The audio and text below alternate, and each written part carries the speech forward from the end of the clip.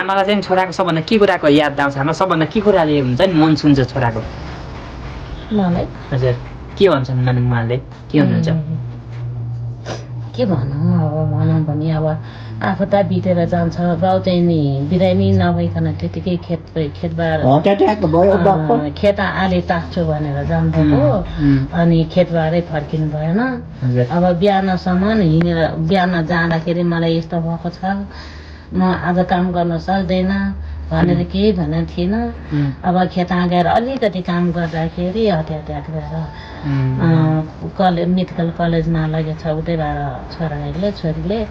मैले थाहा पनि छैन अनि त्यहाँबाट यो त फोटोको समस्या अब यहाँ हुँदैन भनेर फेरि कलेजबाट उहाँ गङ्गालाल पठाएको रहेछ गङ्गालालमा बेलुका अपरेसन गरेर ल्याएपछि भोलिपल्ट बिरामी होइन के होइन अनि यसले फेरि बाउ जस्तै भयो भने मलाई कसले स्याहार्छ आमा बरु अहिले नि म अहिले तिमी आमा छन्जेलमा म बाहिर कतै बस्नु पाएँ आमा त्यो बितेर जानु खोज्दा पनि मलाई सम्झिँदै जानु सक्दैन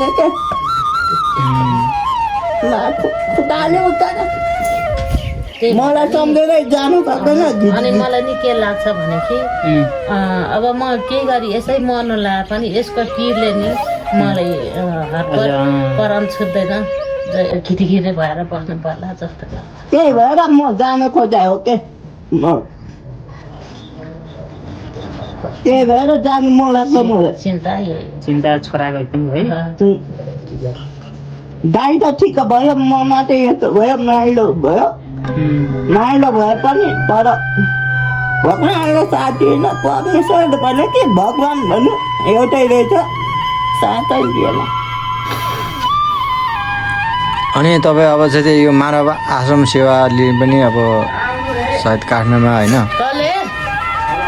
काठमाडौँमा ठुलै छ ले उहाँले सुनिदिनु होला होइन यो भिडियो हेरेर होइन त्यसै गरी अब भोरा थापाहरू पनि हुनुहुन्छ उहाँहरू पनि यदि सहयोग गर्न चाहनुहुन्छ भने हामीले भिडियोको स्क्रिनमा उहाँ आमाको नम्बर राखिदिनेछौँ आमालाई चाहिँ नि कन्ट्याक्ट गरेर चाहिँ नि के कसो हो बिरामीको अवस्थाबारे नि सम्पूर्ण बुझेर के कसो हुन्छ उहाँलाई सहयोग गरिदिनु हुन हामीले अपिल गर्छौँ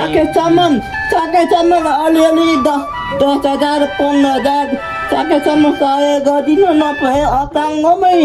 राखेर बदमा नि राखिदिनु है मलाई म चाहिँ यहाँ बस्नु दिक्कै लागिसक्यो म सकेसम्म जान्छु भन्छ जान्छु म सक्नुहुन्छ तपाईँ फेरि आमाको माया लाग्दैन अनि फेरि आमाको माया लागेर के गर्नु दाइ अनि आमा बुढेसकाल भइसक्यो आफूले स्याहार गर्नुहुन्छ आमाले सहयोग गर्नु त आमाले नि सहयोग गरिरहेको छ बुढेस भएको आमाले नै हेर्नु परेको है आमाको सहारा बन्ने ठाउँमा आमाकै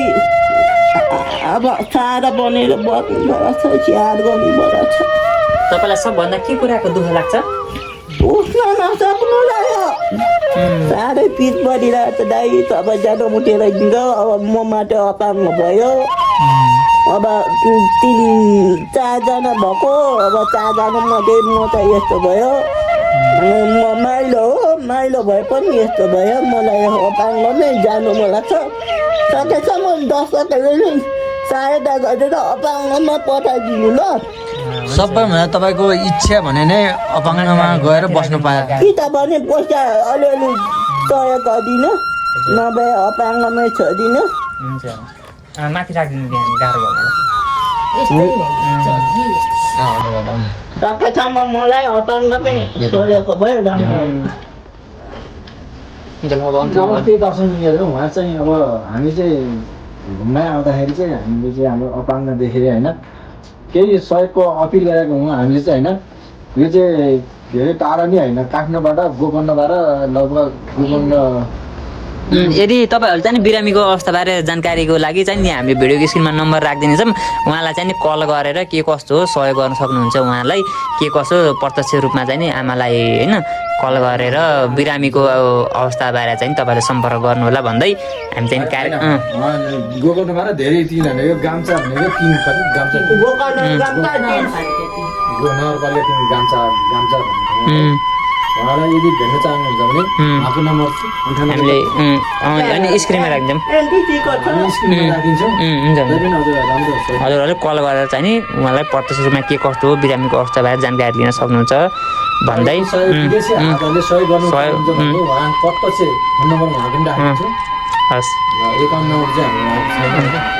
होइन नम्बरबाट चाहिँ कल आउँछ क्या उहाँलाई उहाँलाई अनि